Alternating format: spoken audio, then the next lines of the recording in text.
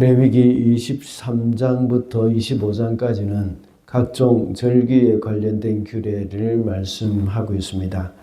지금까지 우리는 안식일과 유월절 및 무교절 규례와 초실절에 관한 규례를 보았습니다. 그리고 어제는 맥추절에 대해서 살펴보았습니다.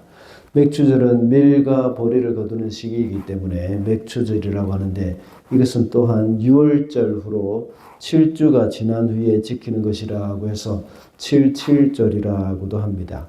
그리고 유월절 후로 50일째 되는 날에 지키는 절기라고 해서 또 오순절이라고도 부릅니다. 이 절기에는 먹을 곡식을 주신 여호와 하나님께 감사의 절기로 지키고 있습니다. 우리는 받은 은혜에 대한 풍성한 감사가 있어야 한다고 했습니다. 그리고 공동체가 함께 감사하고 감사하는 마음은 베푸는 삶으로 표현이 되어져야 한다고 했습니다.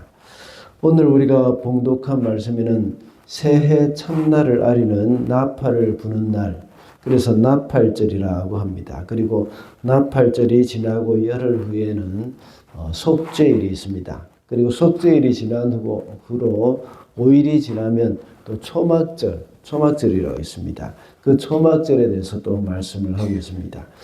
이런 절기를 통해서 그동안 하나님이 베풀어 주신 은혜를 기억하라는 의미입니다.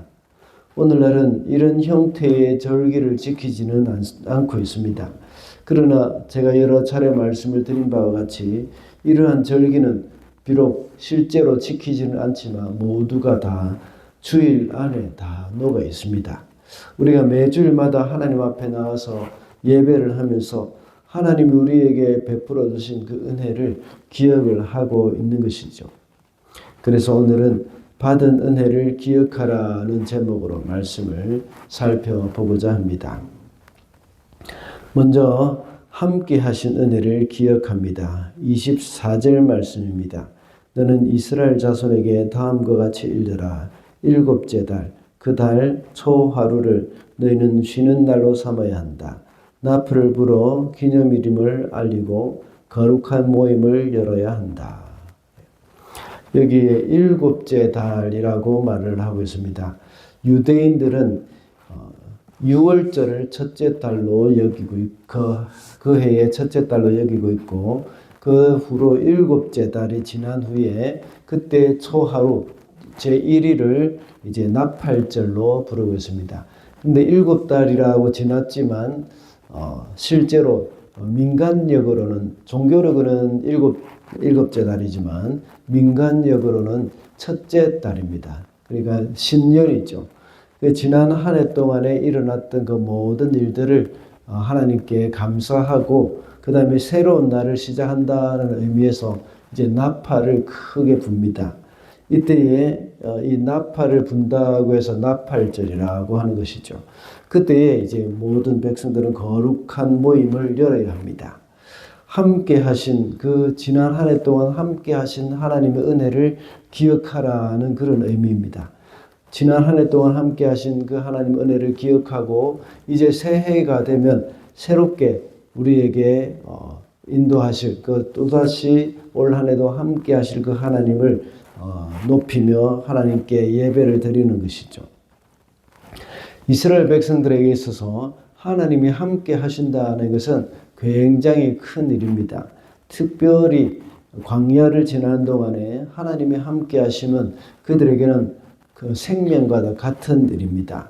하나님께서는 낮에는 구름 기둥으로 밤에는 불 기둥으로 그들과 함께 하셨지 않습니까? 이렇게 하는 것은 그들이 마치 목자 잃은 양이 되지 않도록 하기 위한 하나님의 은혜입니다. 그들이 출애굽해가지고 광야를 지나서 가나안까지 가는 그 길은 바로 보통 한 열흘에서 2주 정도만 하면 갈 수 있는 길입니다. 그런데 40년 동안 그 광야길을 방황했습니다. 그렇지만 그들과 하나님이 함께 해주셨기 때문에, 구름 기둥과 불 기둥으로 함께 해주셨기 때문에 그들은 목자 잃은 양이 아니었습니다. 하나님께서 함께 하시는 그 길은 바로 그들이 정상적으로 가는 길과 마찬가지입니다. 비록 그들이 만약에 열흘에서 2주 만에 바로 가나안 땅으로 들어갔다고 하더라도 그들과 하나님이 함께하지 아니하셨다면 그들은 목자 잃은 양과 동일한 것입니다.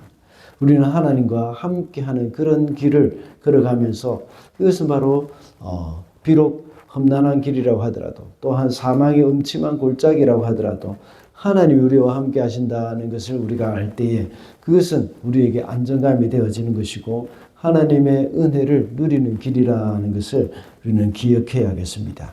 마침 우리는 지난 이제 한 해를 마무리하는 그런 연말을 지금 보내고 있습니다.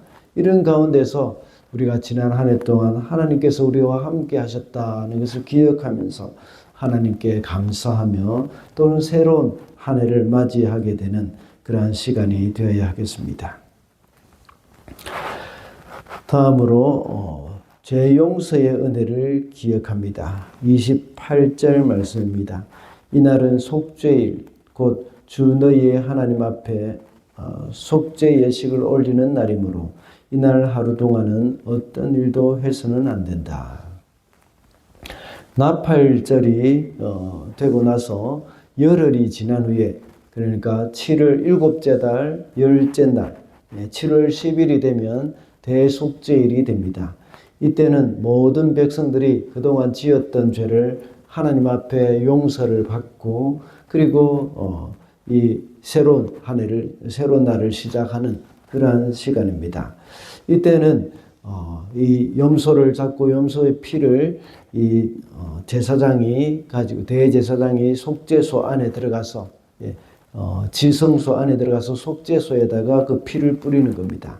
그리고 나서 나중에는 이 아사셀 염소에게다가 거기에 손을 얹고 모든 백성들의 죄를 다 전가시킵니다.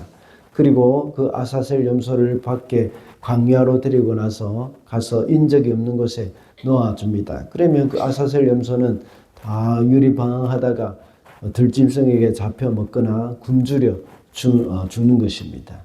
이렇게 해서 이스라엘 백성들의 모든 죄를 다 용서하는 그러한 용서받는 그런 날로 정하는 것이죠. 이때는 모두가 다 하나님 앞에 쉬는 날로 아무 노동도 생업을 위해서 노동을 해서는 안 되는 날로 삼고 있습니다.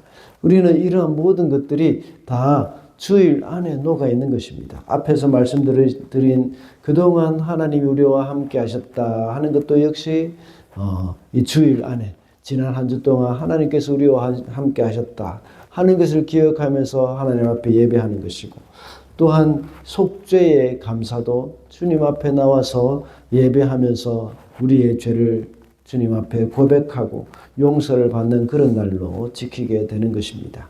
우리는 주님 앞에 매주일 나와서 그동안 내가 잘못했던 것 그것을 하나님 앞에 기도하면서 죄 용서를 받고 하나님 앞에 기쁨으로 죄 사함의 은총을 누리게 되는 그런 날이 되어지는 것입니다. 마지막으로 보호하시는 은혜를 기억합니다. 43절 말씀입니다. 이렇게 하여야 너희의 자손이 내가 이스라엘 자손을 이집트 땅에서 인도하여 낼 때에 그들을 초막에서 살게 한 것을 알게 될 것이다. 나는 주 너희의 하나님이다. 하나님의 보호하심을 기억하도록 하기 위해서 초막절을 지킨다고 했습니다. 이것은 6월절이 아니죠. 우리 초막절은 바로 대속죄일이 지난 후에 5일이 지난 다음에 다시 말하자면 7월 15일 날부터 그때부터 일주일 동안 지키는 겁니다. 이때는 각종 초막을 이제 지어가지고 집 안에서 사는 것이 아니라 바깥에 사는 것입니다. 일주일 동안. 그렇게 하는 것은 바로 이스라엘 백성들, 하나님께서 자기들을 인도하여 내셔서 이 광야에서 초막에 살게 하셨다는 것을 기억하는 것입니다. 이것이 바로 하나님께서 광야 생활 동안에 우리를 보호하셨다는 것을 기억하고 자손에게 그것을 이야기해 주는 것입니다.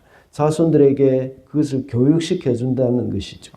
그래서 이렇게 하여야 43절에 보면 이렇게 하여야 너희의 자손이 내가 이스라엘 자손을 이집트의 땅에서 인도해 낼 때 그들을 초막에서 살게 한 것을 알게 될 것이다 하고 말씀을 하시는 것입니다. 우리는 주님 앞에서 우리를 광야에서 우리를 어떻게 보호하시고 지켜오셨는지 그것을 기억하고 감사하는 그런 시간으로 가지게 된다는 것을 알게 됩니다. 하나님께서는 낮에는 불기둥으로, 낮에는 구름 기둥으로, 밤에는 불기둥으로 동행하셨을 뿐만 아니라 그것으로 우리를 지켜주셨다는 것이죠. 이스라엘 백성들을 낮에는 그 뜨거운 햇볕 안에서 그들을 보호해 주시기 위해서 구름 기둥으로 그들과 함께 해주셨고, 그리고 밤에는 그 사막의 그 차가운 기운을 이제 불기둥을 통해서 그들을 보호해 주셨다는 것입니다. 그뿐만 아니라 또 광야를 지나는 가운데 바위를 터뜨려서 그들에게 마실 물을 허락해 주셨고, 그리고 또한 여러 이 대적들로부터 하나님께서 보호해 주셨다는 것을 우리는 알 수가 있습니다. 하나님께서 우리가 이 땅에 살아가는 동안에서도 얼마나 많은 하나님의 도우심과 보호를 입고 있는지 알 수가 없습니다.